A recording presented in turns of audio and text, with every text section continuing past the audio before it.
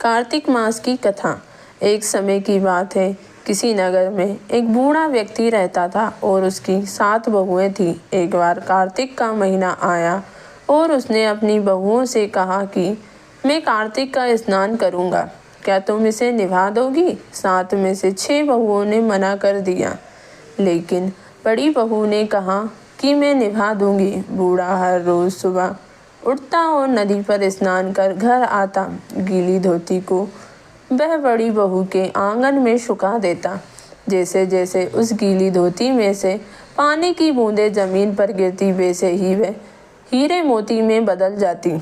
धोती से हीरे मोती गिरते देख बाकी 6 बहुओं से रहा नहीं गया और वह बोली कि हम भी बूढ़े को अपने यहाँ नहाने को बोलते हैं। उन्होंने कहा कि पिताजी, कल से आप हमारे यहाँ कार्तिक नहा लेना। बूढ़े ने कहा कि ठीक है, मुझे तो नहाना ही है, मैं तुम्हारे यहाँ नहा लूँगा। बूढ़ा सुबह सवेरे स्नान करके आया और धोती उसने दूसरी बहू के आंगन में सुखाने के लिए डाल दी, लेकिन यहाँ हीरे मोती की वजह कीचड़ टपकने लगा। बहुओं ने यह देखा तो कहा कि आप हमारे यहाँ पाप का स्नान कर रहे हो, इसलिए यहाँ से जाओ और बड़ी बहू के यहाँ ही स्नान करो।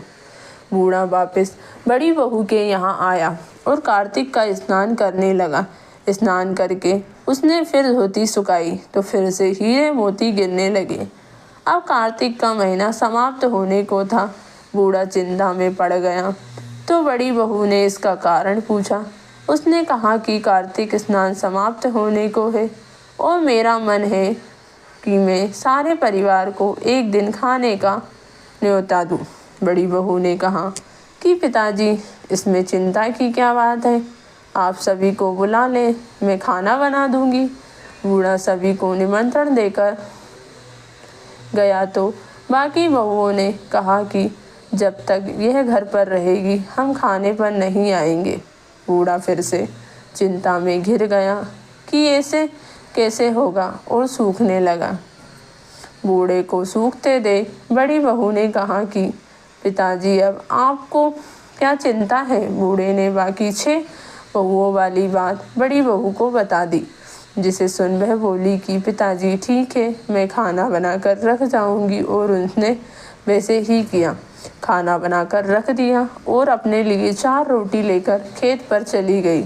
इधर 6 बहुओं ने खाना खा लिया, लेकिन जाने वाले से पहले बाकी बचे खाने में कंकर पत्थर डाल गई। बड़ी बहू आएगी तो परेशान होगी। इधर खेत में बैठकर बड़ी बहू कहने लगी कि राम जी की चिड़िया, राम जी का खेत, चुग लो चिड़िया भर भर पेट। मेरे ससुर ने घर में जगह दी और मैंने खेत में। चिड़िया को बाजरा डाल वह घर आ गई।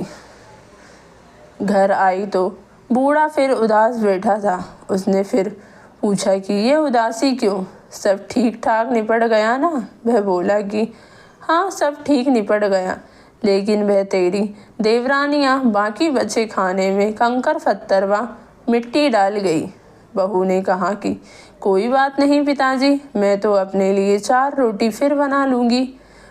बहू बूढ़े से बात कर घर के भीतर जाकर खाने को देखती है, लेकिन वह देखती है कि जिस खाने में वह सब कंकर पत्थर डालती है वह हीरे मोती में बदल गए हैं। घर की जगह महल खड़ा हो गया है और धन दौलत से भर गया है। अन्न के भंडार घर में भरे पड़े हैं। वह बूढ़े को बुलाकर कहती है कि पिताजी, आपने तो कहा था कि मेरे लिए कुछ नहीं बचा है, लेकिन यहाँ तो हीरे मोतियों के भंडार हो गए। पूरे घर में धन की वर्षा हो रही है। साधारण सा घर महल में बदल गया है। बूढ़ा सब चीज़ें देखकर बोला कि बेटा, तुमने सच्चे मन से कार्तिक स्नान सच्चे मन से निभाया था, लेकिन बाकी बहुओं ने पापी मन से इसे निभाया, इसलिए कार्तिक देवता तुमसे प्रसन्न हुए और यह फल दे दिया। कार्तिक देवता, जैसे आपने बड़ी बहू की सुनी, वैसे ही आप सभी की सुनना।